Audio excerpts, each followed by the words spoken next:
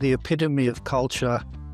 It's always been helping each other, and that's doesn't matter what walk of life, from running a country to a business to a family, anything. It's about the cohesion of working together. That's what I love about it. It's the ultimate sport. And I've actually had parents ring me from, thank you, we've got our son back. And that's because as the journey has gone underway, they've actually improved with their culture. Failure as well as success is the two sides of the coin, and they're both very important in the learning curve. Mate, the way I talk to the kids is all about fun, and I know lots of things that the kids do, but generally you'll find that they all toe the line with the discipline of... Welcome to Coaching Culture, the podcast about cultivating culture and leadership. I'm Ben Herring. I've been loving this side of the game for bloody ages. Today I'm joined by someone who has lived and breathed both rugby and travel for decades, from running on the field alongside Wallaby legends to helping create life-changing experience for thousands of young people. Ken Grover is at present the oldest guest we've had on the show, 80 next year.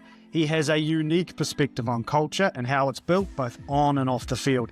He is the driving force behind Gulliver's travel, starting this company 42 years ago. He's overseen more than 4,000 tours worldwide, not only rugby, but also other sports, music and education. Ken, welcome to the show. It's a privilege having you on. Thank you. Yeah. Now, just for a little bit of context, I'm in the middle of organising a couple of tours myself, and I've sat down with you and talked about touring and what its value is, and you're the perfect person to talk to. And just the culture, the connection, what it can do for young people, I thought it's really important to share this conversation with all of the people that are leading teams listening to this podcast. So I'd like to start with that in mind, with the big question is, how do you define culture? Well, culture is a double situation where it's either good or bad. Bad culture is well documented via the media and society, and often it's where children don't have the opportunities of discipline at home, and it all does stem from home and then through to the schools. Often I have seen one of the most pleasing things, if we define it where I've been working in travel, is where you'll see people that do have a bad culture, be it the planning of the tour, the fundraising, getting involved, not turning up for training or rehearsals and so on. And as the journey has gone underway, they've actually improved with their culture, learning that if you don't fit in with it, you're late and so on, even to adult tours. And we're talking about the youth, but I've seen kangaroo tours where people are continually late. And Reg Gasnier was our famous rugby league player in Lucerne. They were late 4 days in a row, so we're going to Paris, so we just left them behind. They soon learnt that you turn up. So that's a good way to do it. You can't really do that with school children, but in a minimal number of circumstances, we've had staff actually through misbehaviour send school children home. But that would be absolute minority, because they soon learn after they're having such a good time and so on that they don't want to lose their place on the tour. So the discipline's there and it must be there. But for whatever following they're on, you soon learn that if you're on a tour and it can be pre-season, which is preparation for the season, post can be dangerous, where there's nothing to play for, but you soon learn, with my experience playing teams like Cardiff, where we went on an end-of-season tour and it was certainly having a good time, but we soon learned after about 10 minutes against Cardiff that they weren't there. As this old saying, there's no such thing as a friends on football fields, and we learned that, and several players got sent off from both teams and so on.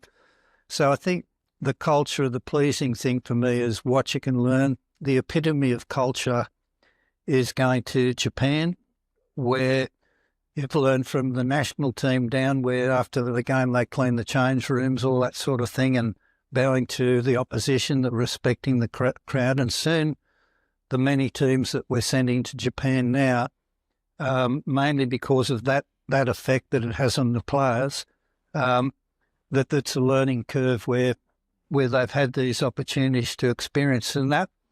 And I've actually had parents ring me from lower socio-economic areas that have gone on tour where they've raised the money, the discipline through a church in the western suburbs where parents have rung me, and it really goes back to the staff, which I want to stress it's all about them. I'm just the figurehead.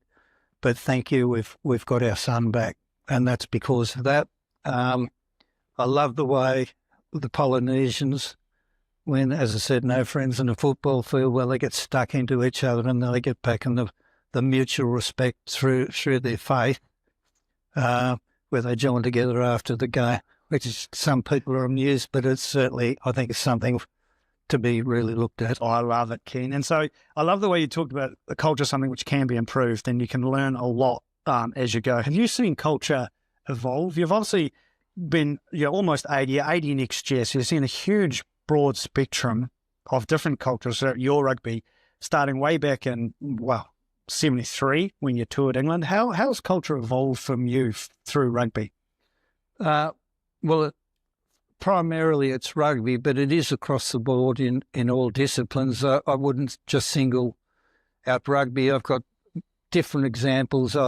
One of the best areas where we've had mismatches with teams going overseas, Trinity Grammar football team, about 20 years ago went to Real Madrid and played their under-16 team, which was quite intimidating, to get a start there, but actually play the game. And they were outclassed, but watching the boys and the progression of standards and the teamwork and so on was fascinating to watch, and I really, really liked that sort of it, where instead of giving up, they could have been overawed, they just kept going and actually scored a goal towards the end. The flip side of that is after David Beckham had just signed with Real Madrid, and much speculation and the whole thing about that, and he'd been a problem person, sometimes very unfairly, and he was very badly treated in the Premier League and so on.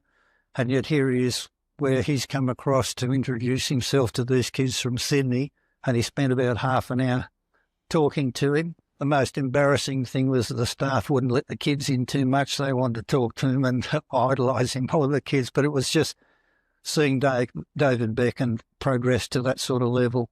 And what he is today.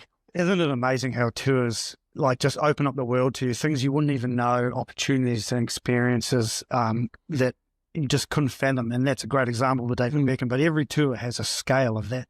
I'd like Ken just to talk about how this all started for you. Long time ago, 1973, we're talking about off-air. Norse you were playing for, toured England, and back in those days it was a month-long tour. Yep. Wasps, Saracens, Harlequins, just to name a few of the teams which are still around, which you played. But you talked afterwards about you were a little bit lost in terms of what you were doing, lost pathway, no job, and you said that you came back from that 1-month tour with your rugby team and told your mum, I know exactly what I want to do and where I want to go with my life, and it was around about giving that same experience to others. And you created a tour group, Gulliver's Travels. Can you just explain what was it about that tour which just lit you up? And you've created a tour company now for the last 42 years, which is leading the way. What is it about that first tour that stuck with you so strong? Probably what really resonated was I did national service for 2 years, and that's another long story how I ended up at North Head to play rugby, mainly through track and field background and so on, and got posted there for 2 years. And I met a bloke by the name of Bob Fulton who completely changed my life as far as culture, and nothing was impossible to achieve.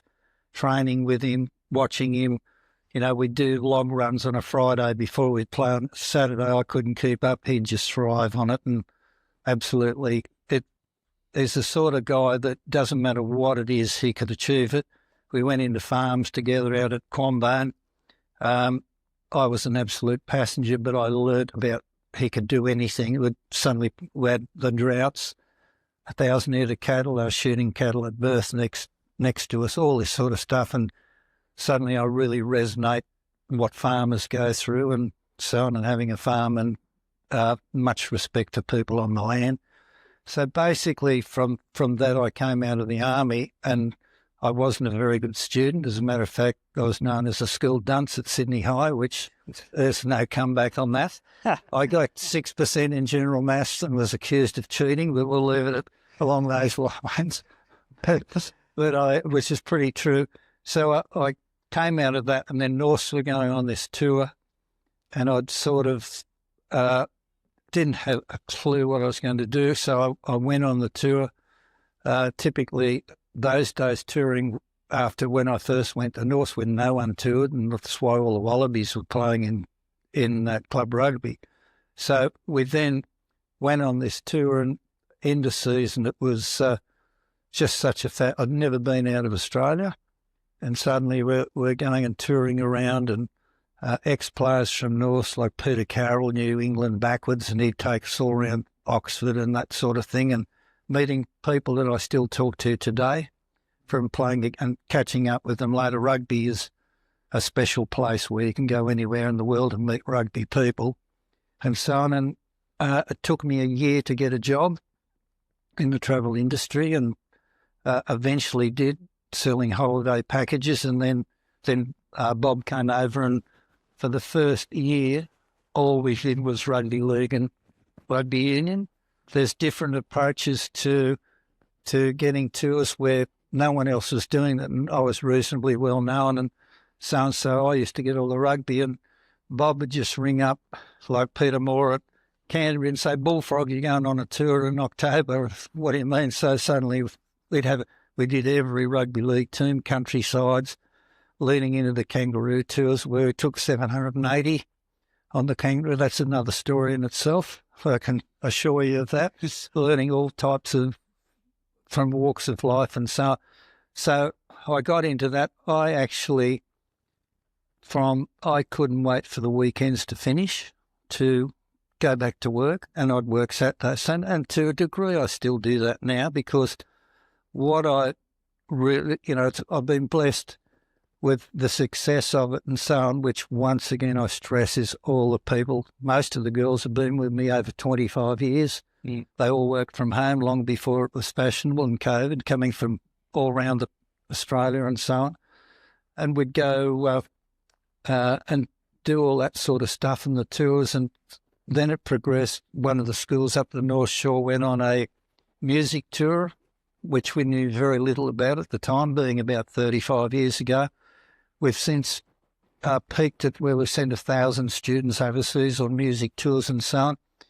This is rugby, and that's my background, but the respect that I have for the music groups, we have the marching choirs marching the Rose Bowl parade, where it's televised live around the world, and things like this. The schools going to Austria to perform in the Music Verein, which is a festival there where our associates would bring in leading clinicians, and that's where Mozart used to perform. All this sort of stuff.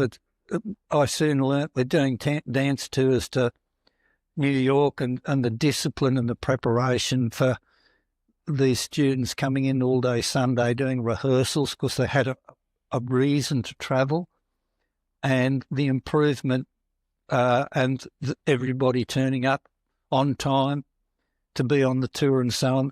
And then it progresses into the preparations. That's what it's all about. But on tour, just how good they were and how much they'd improved. We used to do a lot of government schools, private schools. There's no boundaries with that side of it. And some of the best achievers in the festivals and so on were all the government schools around Australia. Love it. Now, I find it really cool that one of the first things you said about that tour was the mateship you made, and you said you have friends from 1973. You still got mates you made on that tour. Yes. I think it's something which is a powerful one for all tours, and I think it's important that even in today's age where we don't do a lot of tours, what it does is that shared experience, right? You're somewhere new, you're having exposure to new environments, new people, you come together a lot closer, don't you? 100%. As a group. And yes, those sort of friendships and that camaraderie and connection is amplified through the roof, right? And because it's not something we do regularly, it's just a nice highlight, just remind us that the importance of touring is, and the vehicle of rugby is such a good one, because not only are you going playing a sport? You're playing combative battleground sport. Yep. You also mentioned the improvement. And I think that's a lovely little catalyst for going on tour as well. Like, Very much so. better, right? You're living and breathing the sport you love around your mates. It's amazing.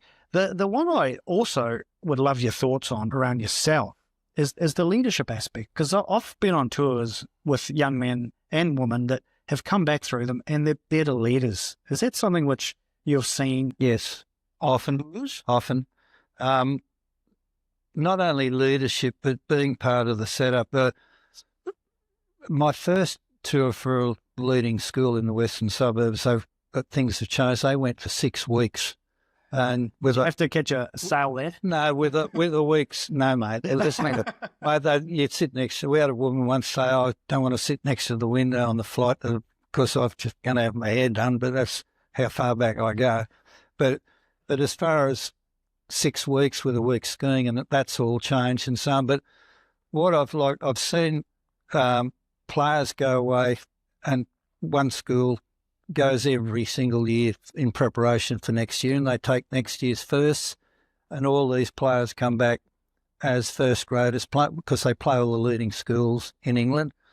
Last year there was a halfback from one of the schools was third choice. He was whether it'd go or not, and he just thrived on the tour and loved it, and he ended up the back end of the tour, last 3 games he started, and then he was picked in the first when he was playing in the Bs all the way through.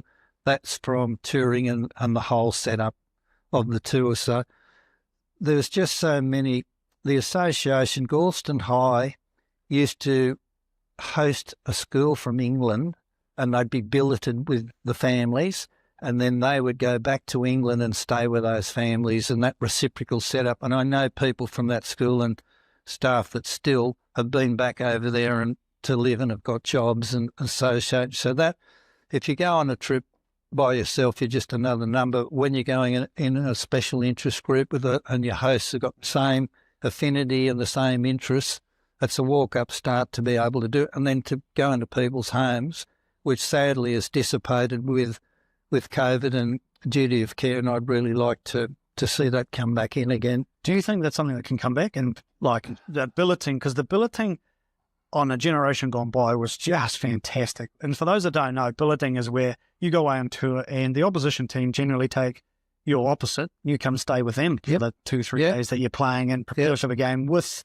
your opposite. And I remember going on those tours, and it was just the exposure to living in someone else's house, seeing how they live, then going and playing them on the game. It was just such a connection. And I think that's what you're referring to, that you make mates like that because you're going through the same experience, and just that exposure. Is it likely to come back? I don't think so, sadly. There is a bit of it and so on, but it's nothing like.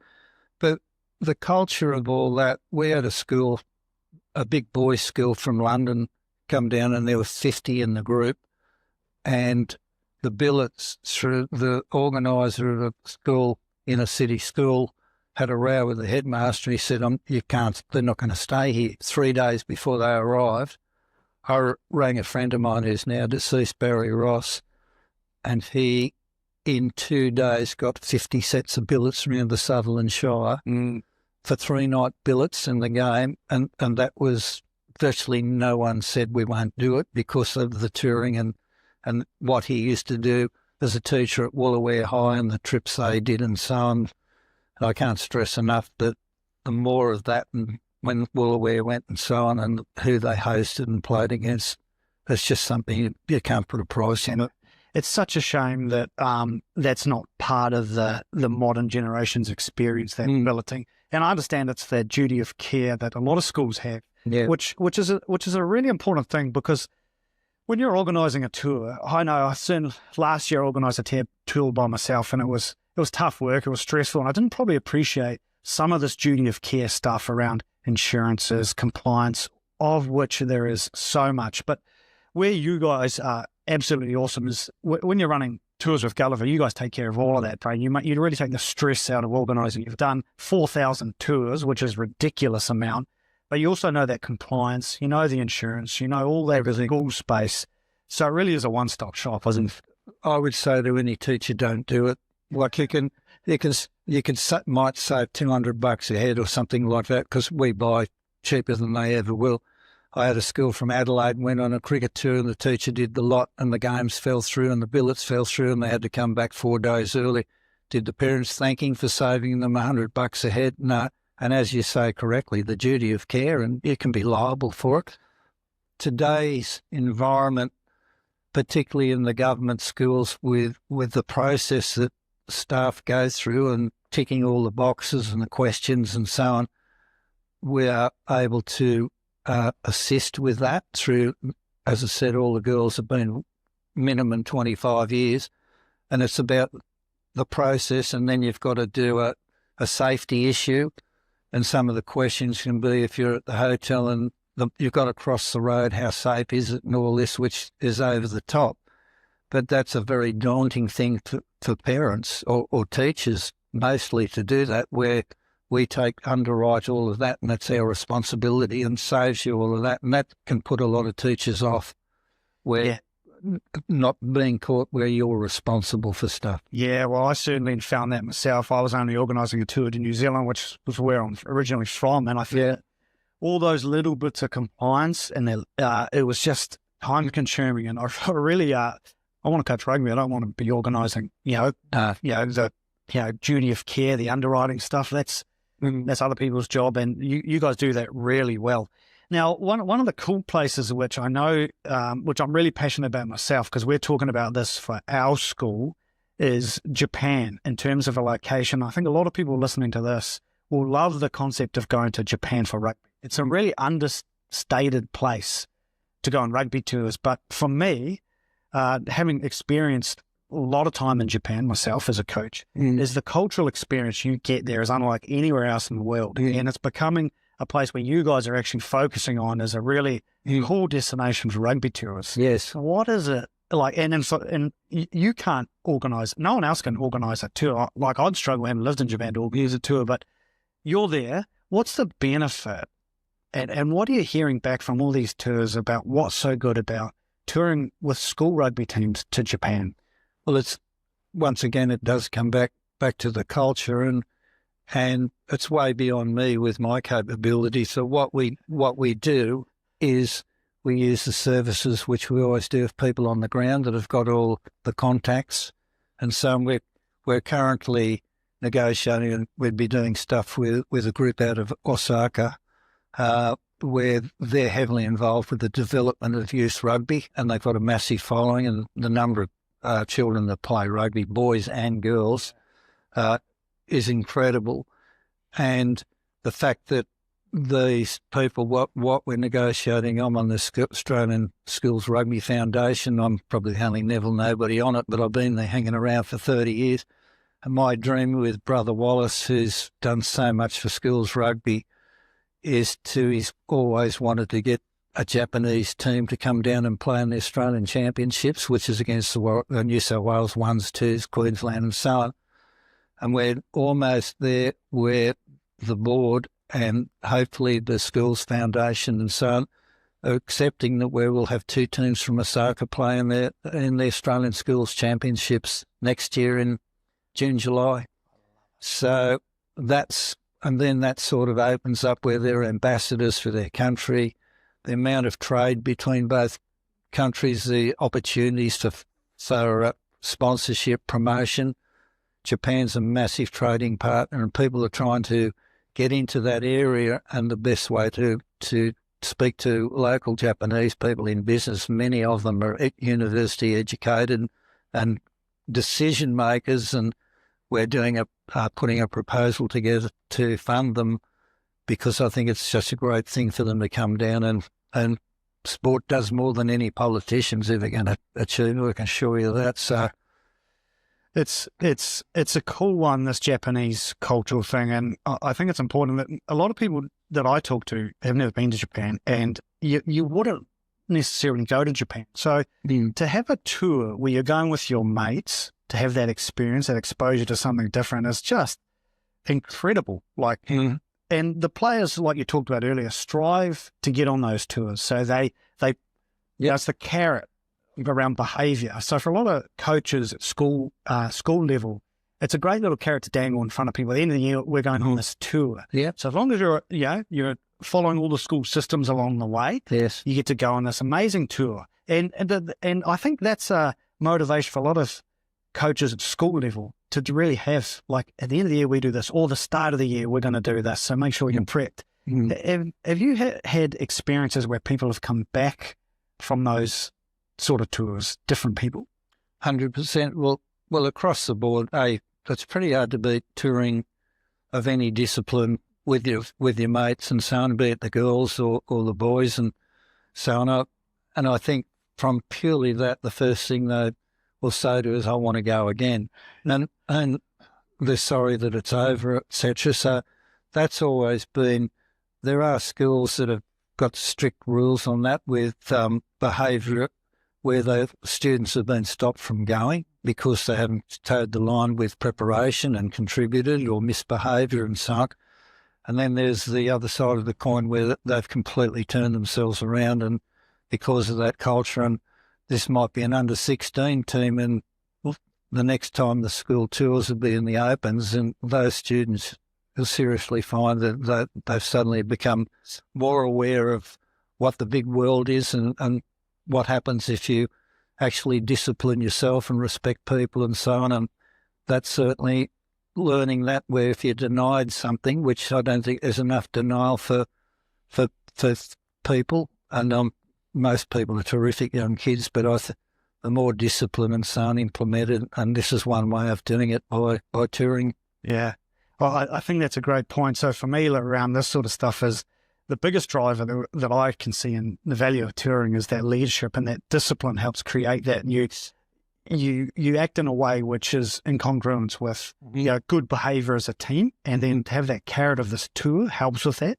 The second thing in Japan is massive for this, is that cultural experience. You just get something you wouldn't have in everyday life. And once you leave school, you're in the working world, the opportunities to have this sort of stuff just doesn't come again readily unless you're into the professional space. Yes. The other aspect is the fun. Well, I think, like, when you're touring somewhere new like Japan, it's just such an incredible place for that, isn't it? Like, well, first and foremost, mate, the way I talk to the kids is all about fun. And I know lots of things that the kids do that staff who are responsible for them, but generally you'll find that they all toe the line with the discipline of trainings at 2:00 tomorrow, and they'll all turn up on time, and all the temptations of life being petrified. As I said, I've seen a couple of girls' tours and that where they've misbehaved and been sent home, and the teachers aren't really happy because one of them's got to take them back. So that's a very big thing. And as I say, repeating myself, it's the culture of the whole thing. Well, just that concept around there's no distractions. That, like, you're on tour, you're there, it's training time. Yep. You get everyone there invested. There's no background stuff. Everyone's there, happy, loving life. And the other thing, and I'll refer this back to Japan, but it's with anywhere, is the style of play you come up against. Like, for those that don't know the Japanese way, it's fast, it's quick, it's skillful. And if you haven't been there before, you're genuinely surprised how good the rugby is. I've been there for 7 years, and it blows me away the amount of teams that just get shocked by how good Japanese at a school level rugby is. It's boys and girls. They don't kick the ball away at all. They don't. It's about controlling possession, and it's 100 miles an hour, and it's respect. You never.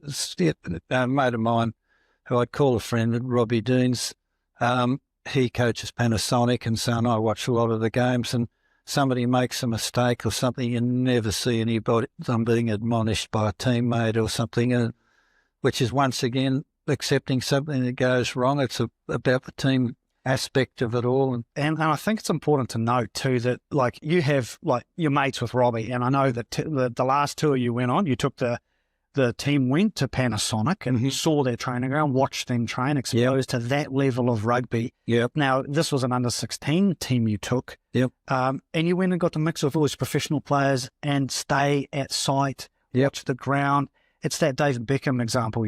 Yes. Yeah. Some of the best in the world are currently at Panasonic. Yep. Robbie Deans is arguably one of the best coaches in the world, and you just don't get that sort of exposure by staying in your own house, just playing the same teams you play every year, gets you the same result. All I do is talk to him about rowing, because no one leaves him, all he cops is rugby. So he likes talking to me because that's all we talk about, and how his daughter got a scholarship to a university in the States through a pathway, once again.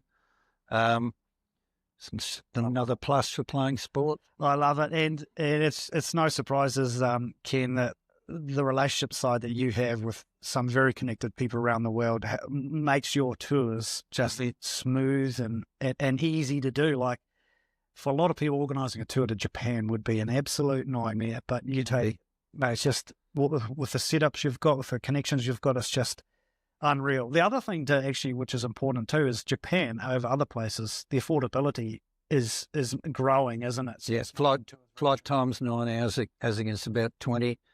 Europe has got very expensive, but it's got much to offer in all sports and so on. And in some respects, be it music, well, Europe for ensembles like orchestras and so on, you're better off to go to Europe. But having said that, Japan for marching bands and so on, and can do all that, is pretty important. But for the rugby, I think for what you pay, the duration, the flights, I think it's probably the best bet. Having said that, as you know, there's schools that go to Samoa, Tonga, New Zealand, all that, and boy, oh boy, they get a lot out of those, going to the islands and so on too. Yeah.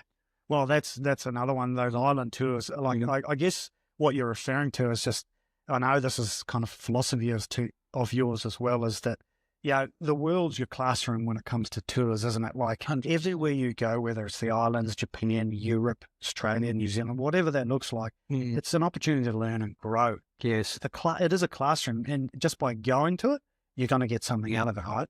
True, and across the board, it might be the discipline, but a lot of schools have immersion programs where they're going into Chile and Peru and all these different places and go and work in the field and assist in those. We had a Jesuit school go to India on a cricket tour, which is unique, and they played every Jesuit school throughout India, and then the part of the programs with those schools where they're going into the townships and which is the philosophy of the Jesuit movement, where they were able to, being the classroom, where they're able to carry that out in front of the people and doing some genuine good. I love it. It's almost like a resilience piece, isn't it? 100%. Yep. I know, like Craig Bellamy with the Melbourne Storm, it's well documented that when people come into his environment, he sends them on a 2-week work experience where they have to go on the tools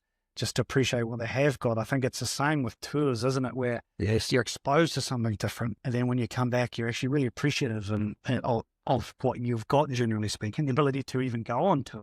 Good example, by the way, because I follow the Storm, but loyally. And anyway, that's another story, but I love the way he coaches and the style of football they've got and so on, the way they play. Ken, I love that phrase, the world is your classroom, because at school level, we're all students, and even the coaches are students too. And I know personally that what I get out of tours is fascinating for me. That's why I keep touring the world to my fault. But what sort of experiences, what's the sort of comfort zone stresses that, using the world as your classroom on these tours?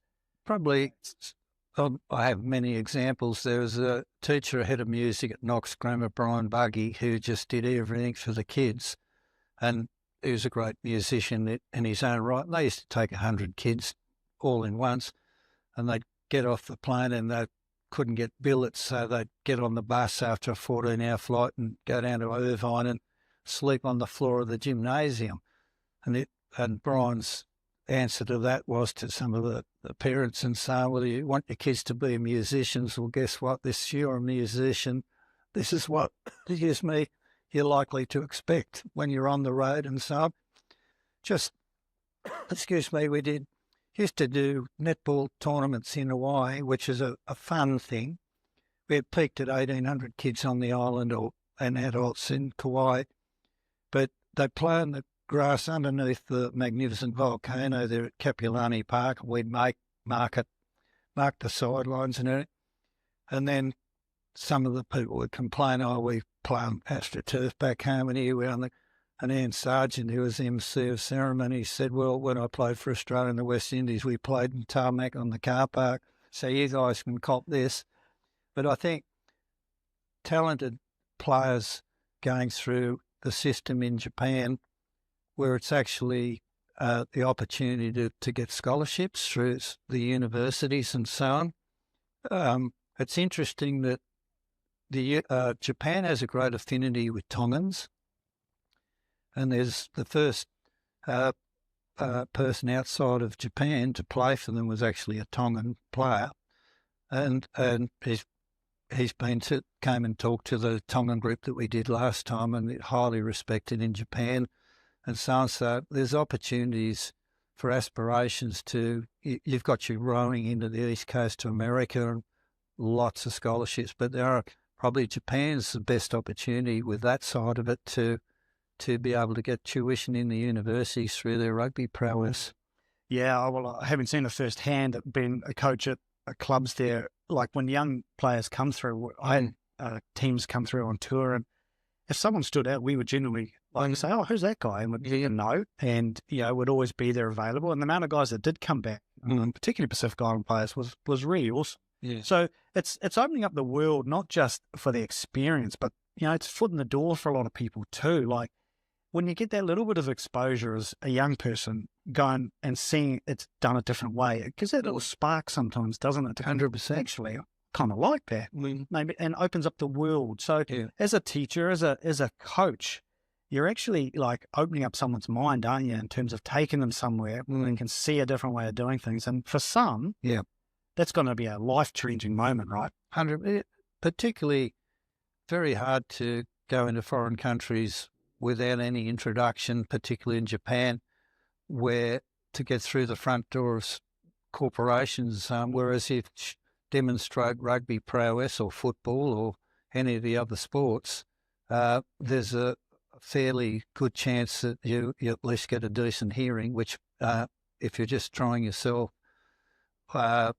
pretty much impossible. So when people are on the lookout, say with the universities and so on, they'll always want to look at people, and there are scholarships through the universities through that basis. Well, I think it's awesome, Ken. And I think it's important too, just to remember that this is the great time to do it. Like when you're a student, when you're at school, you have no other cares, do you? Like as soon as you finish school, you've got work, you've got families potentially, you've got mortgages, all that stuff.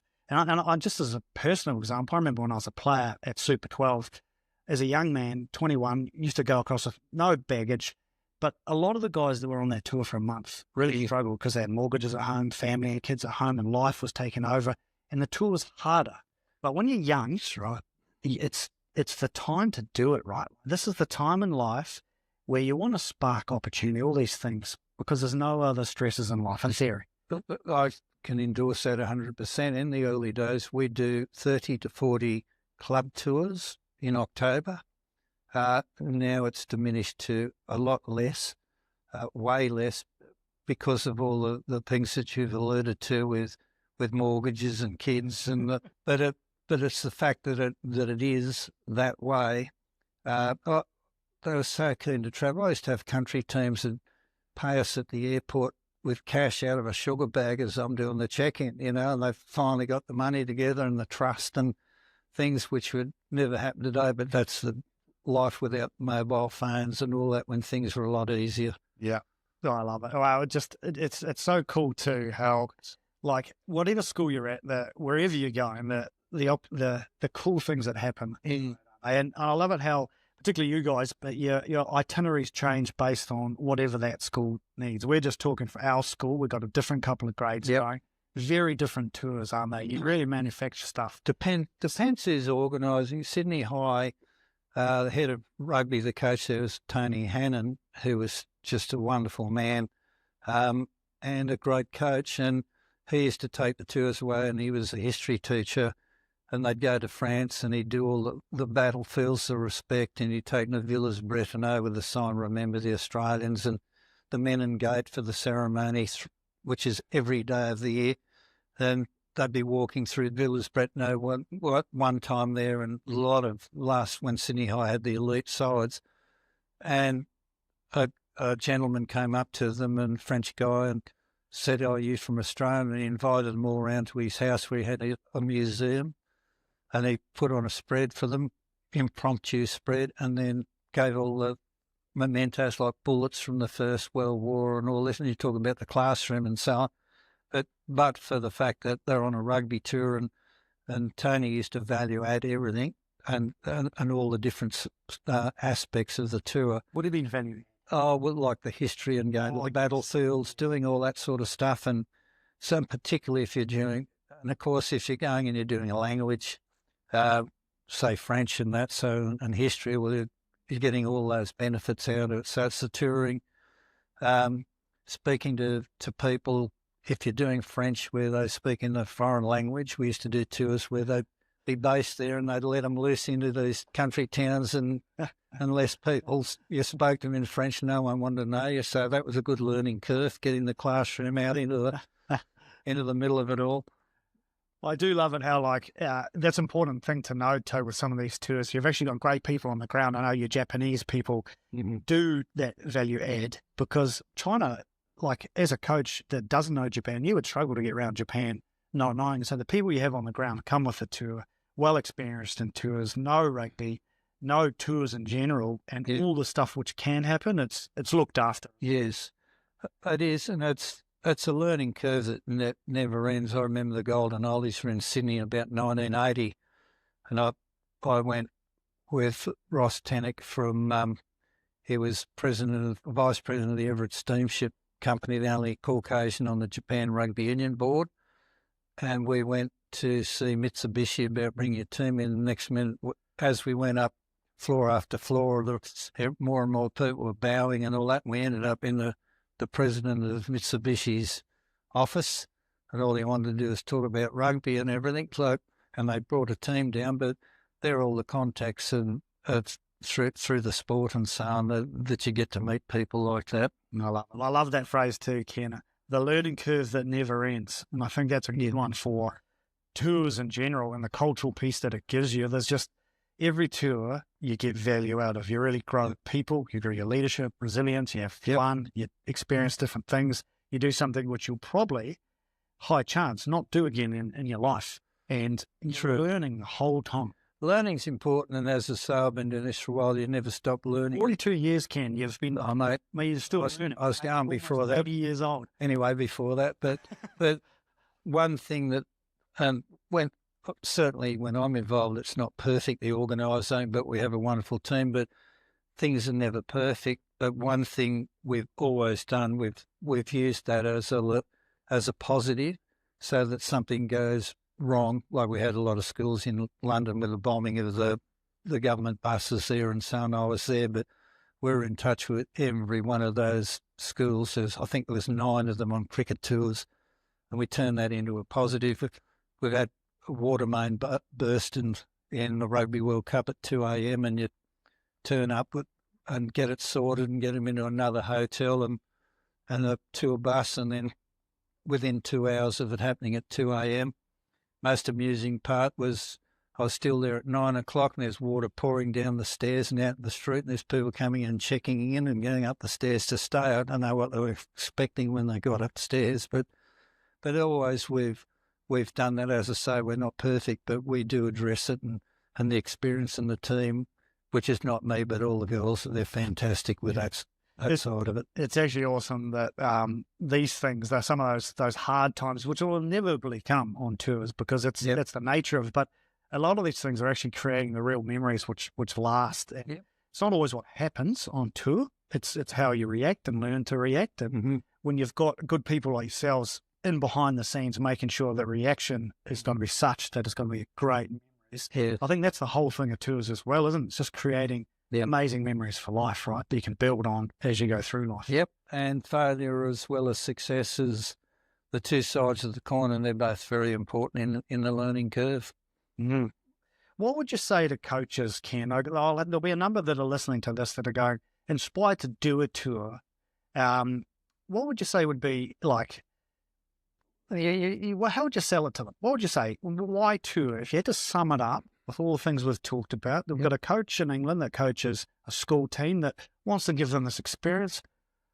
What is it about it that you would say, this is why? Well, first and foremost, if you're a coach, it means you're pretty serious about your knowledge and giving up your time, and it's not an easy job at any level.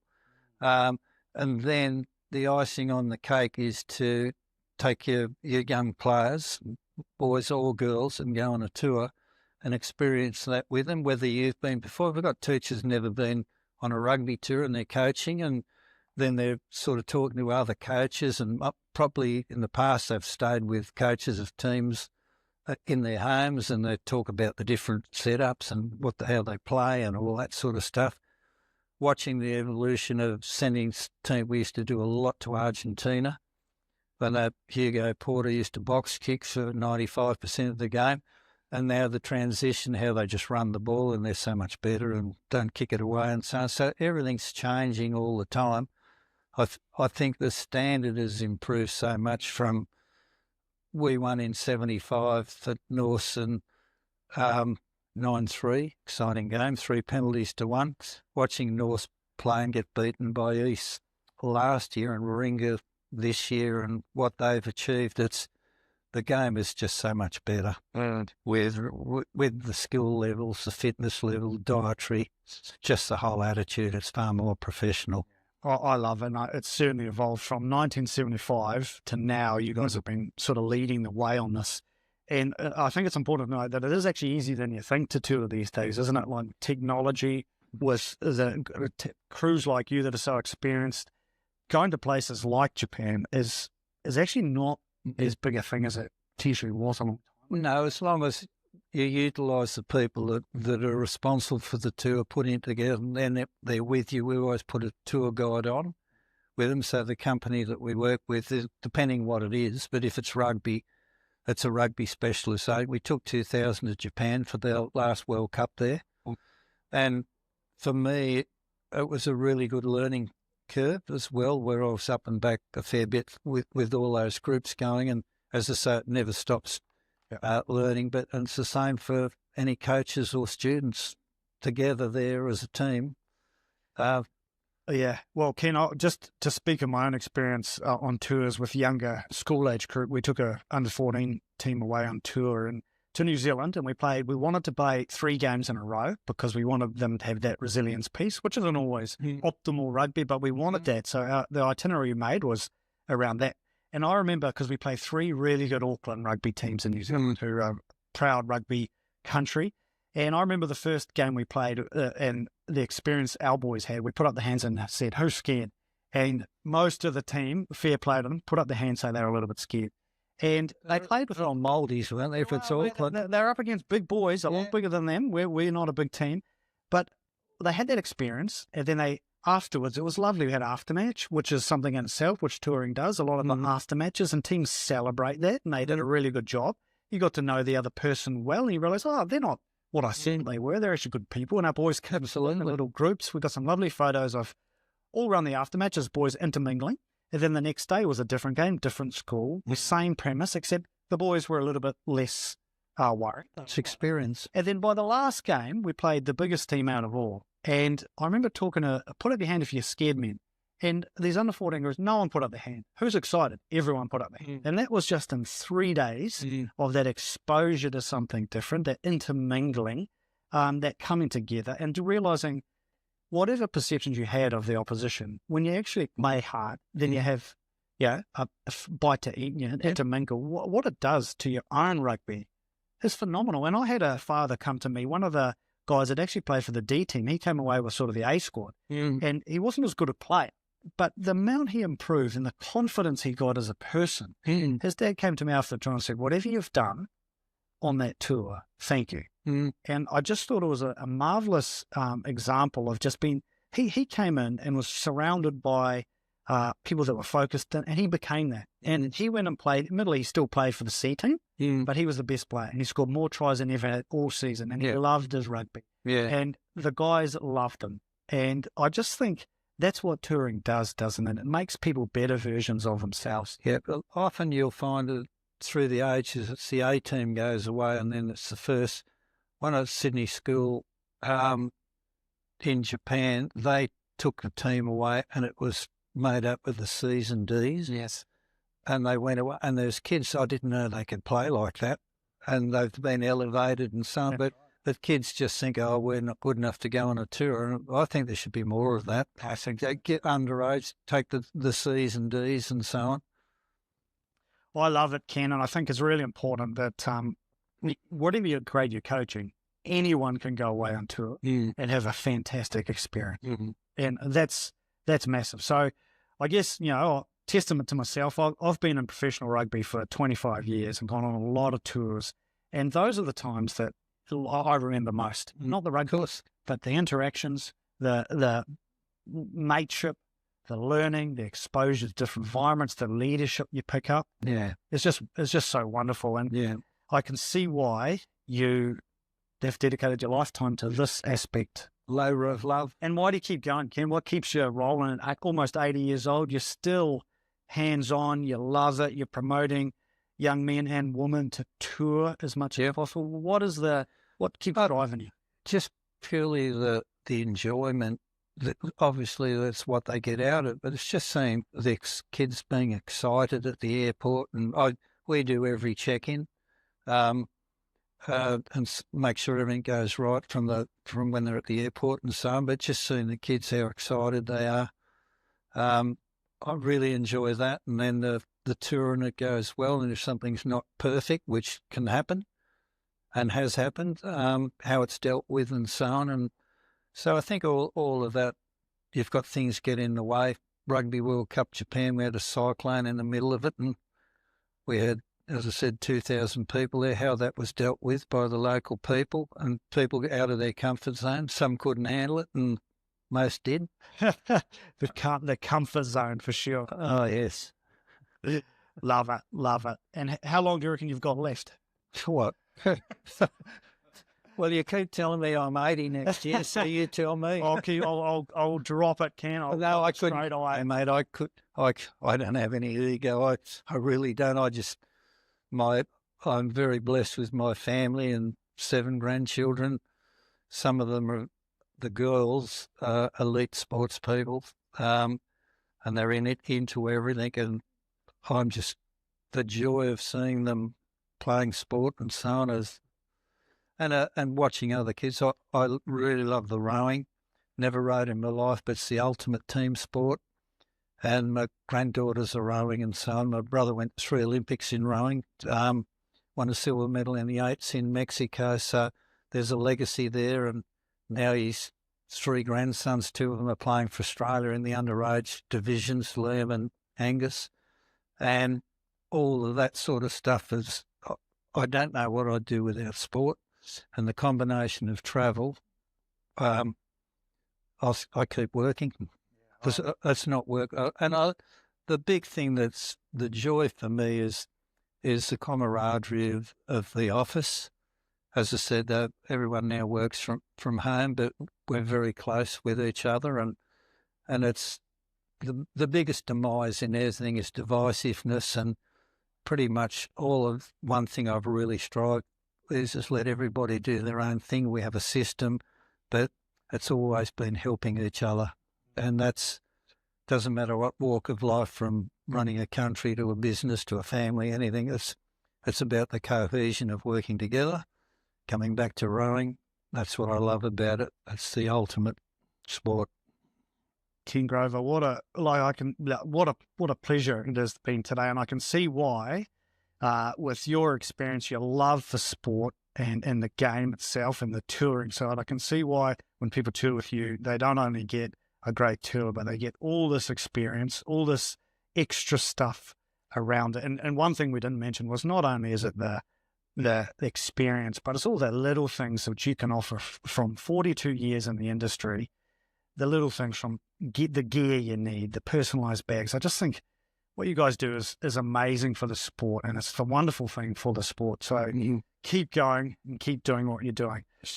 If I could now I'd like to just sum up our conversation with 3 of my key takeaways that I've got from here, and I think it's just good to reinforce some of these things. So, Ken Grover, what I took away, number 1, was when you're touring, it's exposure to new cultures actually changes you as a person and as a group and as a whole dynamic. And I think that's really important into 4 ways. The leadership aspect we talked about, You grow as leaders because you're exposed to different things.